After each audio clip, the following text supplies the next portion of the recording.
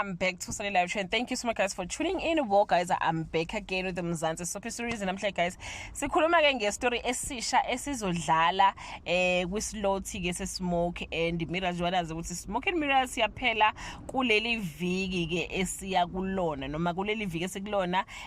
Today it will be the last episode of Smoke and Mirrors, so kuzoqala ke umdlalo ekuthiwa ke Emzini The Family Legacy. Guys, it is set in Alexandra Township, Emzini Center, around Emzini Launch, a popular and profitable lifestyle venue owned by influential Nkosi family.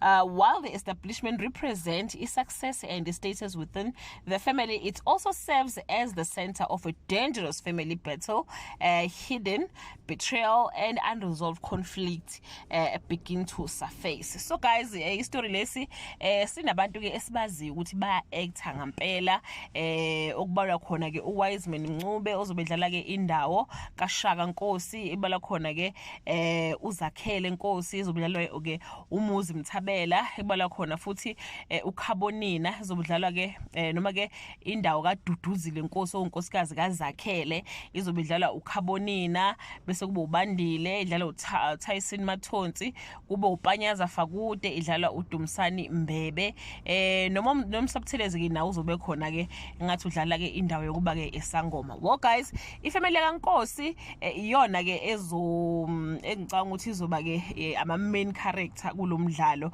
uZakhele Nkosi oMuzi Mthabela unamadodana, but ke mayiqala nje ishow noma mayiqala ke isizini izoveza ukuthi the first son okuWiseman Mncube okuShaka Nkosi kuzovela ukuthi akazalwa uZakhele Nkosi, kodwa ke uzalwa ke uPanyaza Fakude okuyindawo ke edlala uDumsani Mbebe. uPanyaza Fakude bathi ke kade esejele for years for into ehlangene ke nomndeni ke waNkosi, futhi wayethandana ke nonkosikazi kaZakhele. I think you'll understand when istory ke siqhubeka, but nje mazithi isuka nje bazoveza ukuthi ke uShaka kudala ezazi ukuthi ungwaNkosi, but uzovela ukuthi akasiyena indodana kaNkosi, so akakwazi ukuthi ke angathola amafa kaNkosi, so kuzonikwa ke umfowabo omncane amafa then yena. So this is where kuzoqala ke ingxabano nokulwa ke ifoundation yakhona ke izoqala ke kanjalo guys. So ikhona nomunye umndeni ke awuzovela, ngicanga ukuthi